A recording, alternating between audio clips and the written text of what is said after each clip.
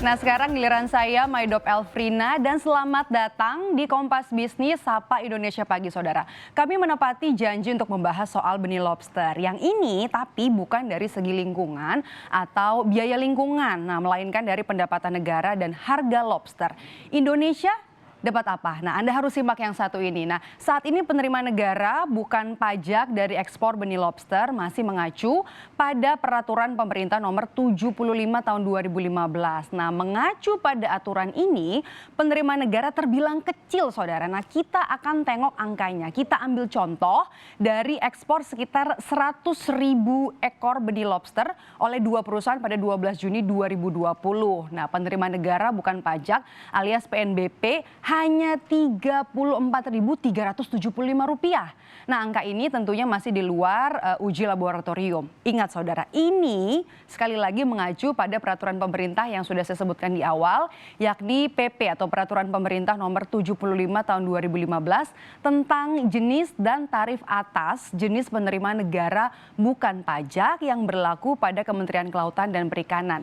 34.000 untuk 100.000 benih yang diekspor.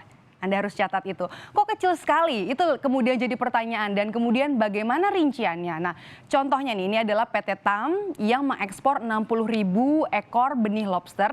Dikenai PNBP senilai 15.000 dan juga kemudian ada sertifikat kesehatan sebesar Rp5.000. Lalu kemudian juga ada PT ASL yang mengekspor 37.500 ekor benih lobster.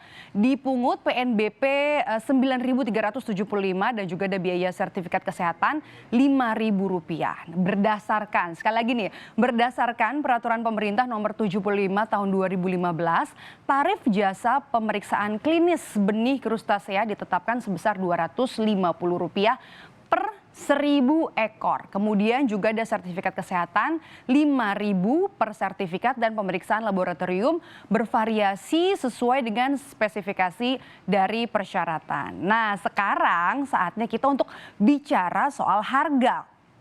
Lobster ini kita bisa bilang sebagai permata, saudara, permata di laut. Nah, bagaimana tidak? Nah, harga benihnya saja sudah terbilang cukup tinggi. Nah, lobster jenis pasir Rp25.000 per ekor, sedangkan jenis mutiara Rp35.000 per ekor. Nah, ini saat ini masih kecil, saudara, masih bakal lobster.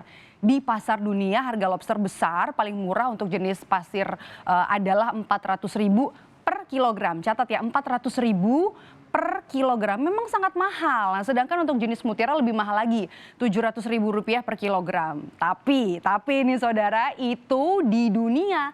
Kenyataannya di pasar Indonesia paling banter lobster ini ternyata dihargai hanya Rp200.000 sampai Rp400.000 per kilo. Nah, ini yang kemudian akhirnya jadi sorotan. Kenapa kita tidak mengekspor lobster saja?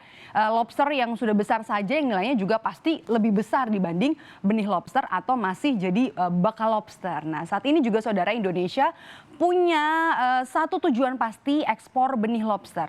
Siapa? Jawabannya adalah negara Vietnam. Nah, sekali lagi, negara ini memang benar-benar mengusik Indonesia. Kenapa? Nah, kita mulai kalah dari sisi manufaktur, kemudian juga sekarang produk laut juga sudah mulai diakali. Nah, kenapa kami bilang diakali? Karena Vietnam adalah salah satu negara eksportir terbesar lobster di Tiongkok. Bukan Indonesia loh saudara, meski kenyataannya kita punya miliaran benihnya.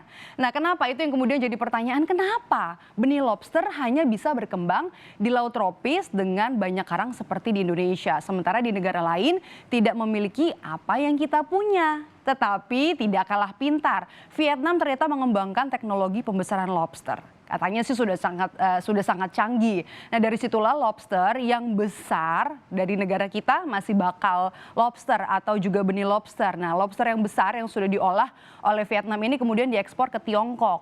Nah, kalau itu fakta dari angka pendapatan negara dan juga harga lobster, saudara. Kita akan membahas lebih banyak dari sudut yang lebih banyak. Yang jadi polemik kemudian sekarang adalah bagaimana pemerintah bisa mengawasi peruntukan benih untuk budidaya sebesar 70% dan kemudian sisanya 30% untuk ekspor. Nah, kalau belum ada bukti budidaya ini berhasil, sebaiknya izin ekspor benih juga harus dikaji ulang sebelum lingkungan ini, lingkungan asal lobster juga terganggu karena adanya namanya eksploitasi. Itu dia bahasan kita, bahasan kami lebih tepatnya lebih lengkap tentang benih lobster.